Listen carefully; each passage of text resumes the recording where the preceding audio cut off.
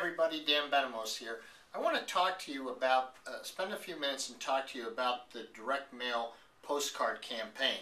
As you know, we have been sending out these postcards. This is an example of the diabetic. We have a new one for elderly parent in the home. We do have one for people who just had babies, new people who've moved into town, and we also obviously can identify people with birthdays, and we've chosen to focus on people 65 and over with birthdays. Now, when you get one of these cards, it's not about giving people a discount.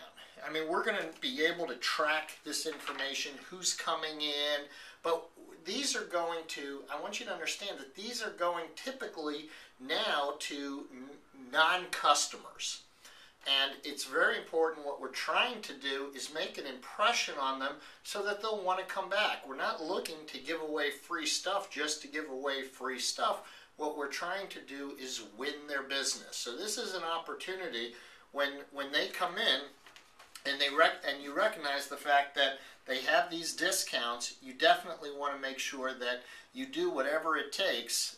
Sometimes there's offers where they can double the value if they get any prescriptions. Ask them if they take any prescriptions or have anybody in their family who do, or find out where they go. We're not trying to do a hard sell. What we're trying to do is develop a rapport with them, make them feel special, not just giving stuff away in an impersonal way as it typically is when you go to a chain and you have a coupon and the person just takes it and moves you on. This has to be a red flag to you when somebody comes in, that you have to be the best representative, because now you're forming the opinion for the whole store that the customer is going to have. So it's very important that you collect these coupons, talk to the people, try to get some information. If you want to make a note that the person currently goes to CVS or whatever, we're going to do some follow-up mailing, thanking them for coming in. We might do a phone call, or we might do some kind of follow-up, but it's critical that we do some form of follow-up, because this alone isn't going to win them over. It's a combination of everything, that they're going to walk out of there with an impression that, boy, this is really a nice place, or the people here are really so nice. And then if we do some follow-up, that's how we can get them to change their shopping patterns. So it's really critical for us that you do the best job you can representing everybody to make it a desirable place that people will want to come to. Awesome. Dan, a few things that we want to note in these, Yep. that they are actually color-coded. And so like you can see the geriatric ones are green, new movers are blue coupons, postnatal are yellow, elderly parent in the home are red, and then also the diabetics are obviously with the cookbooks. Okay, so that's an easy way for you to quickly identify who they are. Because the gifts might vary. Because the gifts pretty much do vary. Mm-hmm. So Free gifts, yes. You've got to make sure that you read what it is. It's not the same for every group, and make sure make sure that if, for example, I think you should know what the objective is. For instance, with somebody who comes in with a birthday, wish them a happy birthday. Mm-hmm. Right? Wish them a happy birthday. Somebody who comes in with a blue one, who's a new move, welcome to town. Where did you move from? Maybe something like that. If they just had a baby, oh, what'd you have? Elderly parent in the home.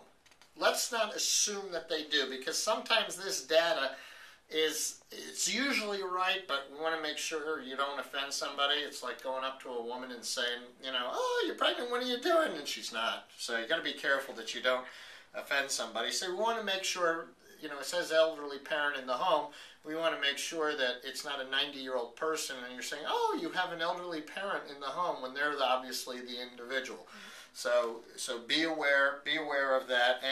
And for the diabetes, we have so many wonderful programs for diabetics. That's what you want to make sure you get across.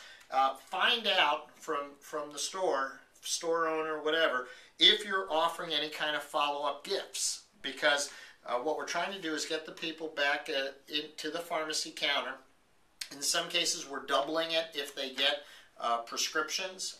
In some cases, some of the stores may be offering free vitamins or something else. You want to make sure you sell whatever those offers are. Make sure they take advantage of everything that they possibly can. And again, welcome them and tell them you hope you'll see them again soon. Okay, and one last note, everyone.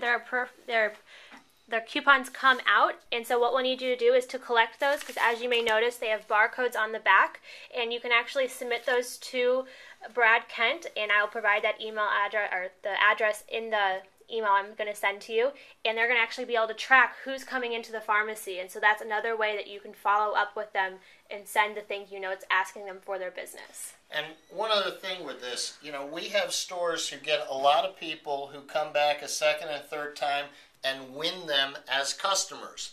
But we also have situations where you might have 50 people who've come into your store 2 or 3 times and you don't win them as customers. And you have to realize that's an evaluation of you, of the store, the job you're doing, that you made absolutely no impression on the person or no positive impression.